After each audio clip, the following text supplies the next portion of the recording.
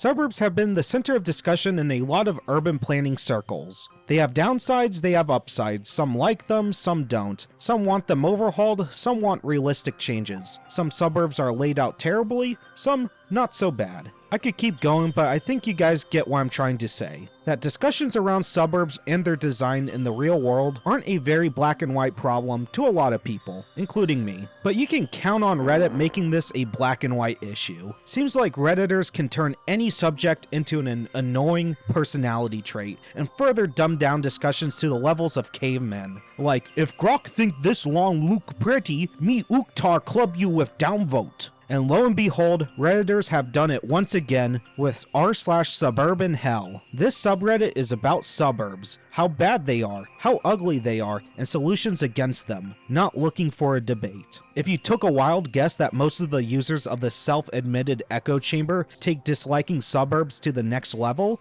you'd be correct. r/suburbanhell is very similar to r/fuckcars in so many ways. Keyboard urban planning mixed with purity spirals, with the end result being ridiculous takes and rhetoric that benefits no one. So let's just cut to the chase and dig into these just wholesome posts brought to you by this community. Stop using anti-urban planning language. Before I get into it, I have a little bit of a rant. What is with Redditors constantly using this exact awful infographic format that's just always full of snark? It seems like every other day I come across something similar to this when researching new Reddits. Okay, whatever, let's just read it, shall we? Instead of "not in my backyard," say "yes in my backyard" because it is needed. Oh.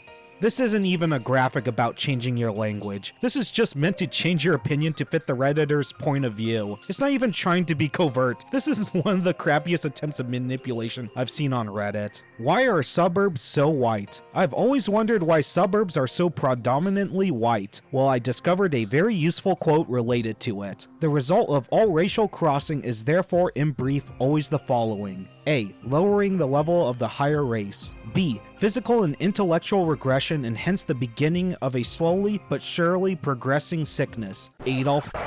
Yep, suburban design is based on a quote.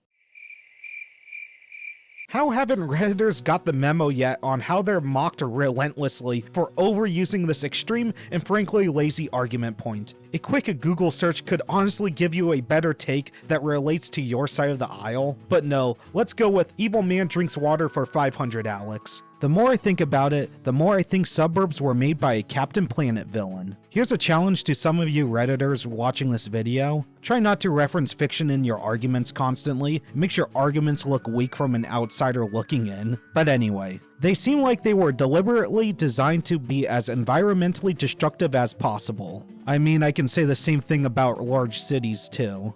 Especially lawns. I don't know why lawns exist. I loathe lawns. I'm sorry, but if I want a lawn, I want a lawn. I get that it sucks up a bunch of water and in the grand scheme may be terrible during droughts in certain environments like Las Vegas, but I know most certainly you'd be bitching about a front yard covered in gravel or dirt. If you honestly cared about this issue, you'd be pointing to some other grass alternatives that don't look half bad and that doesn't waste a lot of water, making you use a car to spew more fossil fuels. I mean, that's the trade-off for living in a suburb versus living directly in a city. Honestly, I don't care what you choose. We all have our preference. Or who am I kidding? Trying to rationalize nuance and freedom of choice with a Redditor is like trying to tell him that Sonic doesn't give two shits about freeing Palestine because he isn't real. Big houses to fill up with more crap. Who fucking cares? If someone buys a big house, they probably do want to fill it up with shit like family members, cars, crazy taxi arcade machines, guns. That's the beauty of it. It's your space. Here's a concept for you, Redditor. Some people don't want to live in a concrete pod or a large city. Speaking of concrete pods, why are Americans so weird about density? American suburbanites on this website have some weird bigotry towards density. They always use phrases like, "We don't want to be packed in like sardines. We don't want to live on top of each other. We want some space to breathe," and it's dehumanizing. Do they not know this is how the rest of the world lives? Oh brother, sorry that some Americans prioritize having a larger space and privacy for their family over being near the hustle and bustle of the big city. Comparing not wanting to live like what supposedly the rest of the world lives like to homophobia is silly as hell. Average US car brain citizen starter pack. Walk, Like a poor person, please. I severely doubt that even one person has said this to you. Yeah, exhaust fumes are annoying, but I can count on one hand the amount of times where it's a problem, and this problem is universal across all cities, even walkable ones. Next image is a 3-minute walk, and it says, "That's too far to go on foot." Definitely not an exaggeration, bub. No shit you got dunked on for posting this terrible infographic somewhere else on Reddit.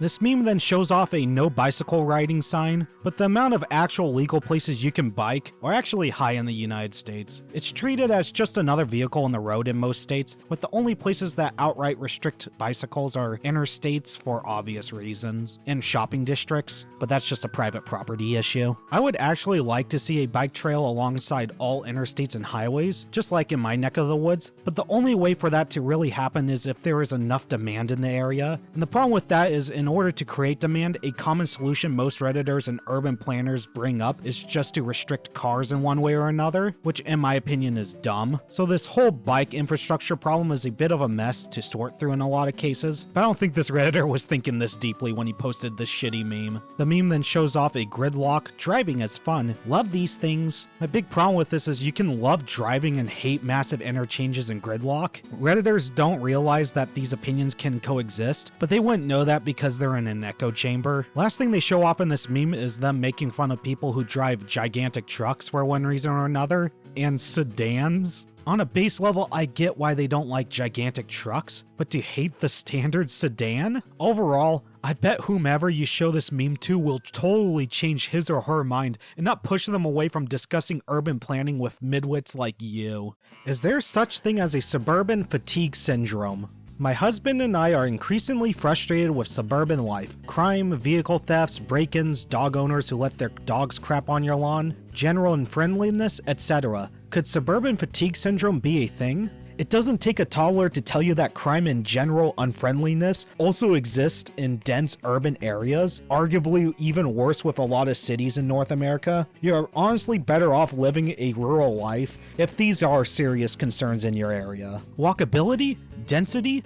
The horror. Dystopian. Hellscape. Human storage. Oh my gosh, beautiful neighborhood! At least do your cherry picking right. Comparing cozy up close shots of urban houses to drone shots is dumb. I can do the same thing and make dense urban places look like shit too. Flying into Salt Lake City area. Oh my god, it looks like a city! Again, what's with Redditors thinking this is the greatest dunk ever? You know a decent chunk of dense cities are set up like grids and look rectangular and organized from up above too? This might be the subreddit with the most laziest arguments I've seen so far. A homeowner near Tampa built a gun-shaped pool at his house on Gun Highway. First of all, that's one sick-ass pool, 10 out of 10 design, wood cannonball. Second, this makes the house more unique, wouldn't you say? Isn't that one of your community's pet peeves that a lot of the houses in the suburbs are too bland? This is the complete opposite. And third, oh my god, who the hell cares? This neighborhood is way too spread out. I don't know what else to say. Well, no shit, spread out. That's the whole point of this neighborhood. This wouldn't be designed this way if there wasn't a market for it. I really don't see what the problem is, but personally, besides the lack of some of the foliage, this looks cozy as hell, and I would consider living in this cozy lane that barely constitutes a suburb. Most people don't dislike snow. They actually dislike car-dependent suburbs and are in denial. We recently had a good bit of snowdrop, which summons everyone complaining on how they hate snow. I made a point to ask everyone I heard complaining, why don't you like snow? Granted, there was a few responses that had nothing to do with cars or suburbs, like, I have to work outside in it, or my house doesn't have good heating, but the vast majority of complaints were car related. People don't know how to drive in it, the roads will be icy, there'll be lots of accidents/wrecks. People drive too slow in it. People drive too fast in it. It takes 5 times longer to drive anywhere. It's a pain to go anywhere by driving, etc. After that, I asked the follow-up question, what if you could go to places without driving, would you still dislike snow? Most people said something along the lines of, I wouldn't mind the snow if I didn't have to drive in it. It sounds to me like the snow isn't actually the problem. It's people having their car ability stripped away while living in a car-dependent suburb. And it's a bit bold. They blame the snow because car-dependent suburbs are so ingrained as normal in their heads, they don't recognize it as a problem.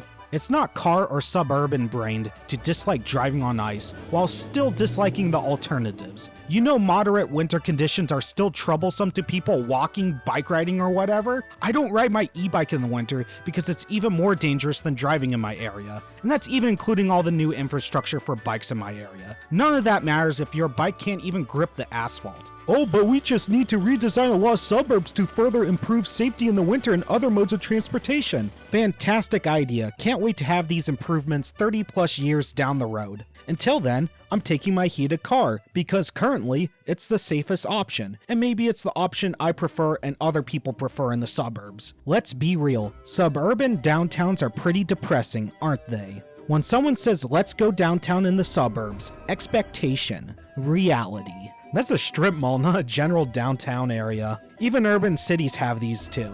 But to the root of what you're saying, I've been to both cities and suburbs that have had dogshit downtown areas, just like I've been to good ones too.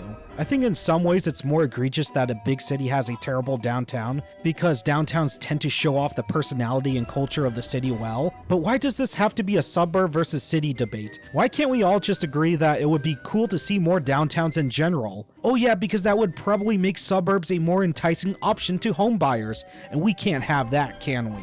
This meme is actually a perfect segue into the secondary reason why I chose to cover this subreddit. It's actually the comment section to some of these posts. There are honest to God giving criticism or outright dunking on these terrible takes. Don't believe me? Let's check the comment section of the post I just covered. Nobody says let's go downtown and goes to a strip mall. Anywhere. Going out doesn't mean going on Google Images for the worst comparison you can find. When someone in the suburbs says let's go downtown, they mean to the city. At first I thought these comments might be a one-off fluke, but as I kept looking for more posts to criticize, I found out more often than not that some Redditor or Redditors beat me to the punch. Suburban Halifax LMAO. This is a case where it's also not convenient to drive because of the body of water. There's a lake there, bud. Not having a bridge doesn't make this suburban hell. A small pedestrian bridge would solve the issue. What issue? A long path between two random residential addresses isn't a problem. It's just an artifact of the local geography. When spring cleaning goes too far, not trash pickup day, but the curb says otherwise. What is the point of this? How does this have anything to do with how poorly designed suburbs are? This just looks like illegal dumping or leaving stuff for a special trash collection.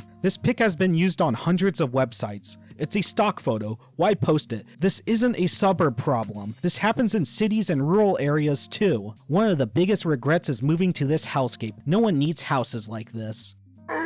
These pushbacks or disagreements towards objectively dogshit posts like the ones I just showed you haven't gone unnoticed in this subreddit. I've noticed every post in this sub now is full of pro-suburb comments. That's because most of these people come to this subreddit just to hate on it. Of course people are coming in to dunk on this subreddit. Just look at the content I showed today. Okay, here's the last post I'm going to show off in this video. I think this one takes the cake for being the worst post I've come across on r/suburbanhell. Why do suburbanites mow their lawn the instant the temperature outside hits 60? All I want is a peaceful walk and some fresh air. But half these troglodytes are out on their riding mowers cutting grass that's already only like 2 inches tall at most. Is this the only way they know how to go outside? Can someone explain to them that they can enjoy the fresh air without making as much noise as humanly possible?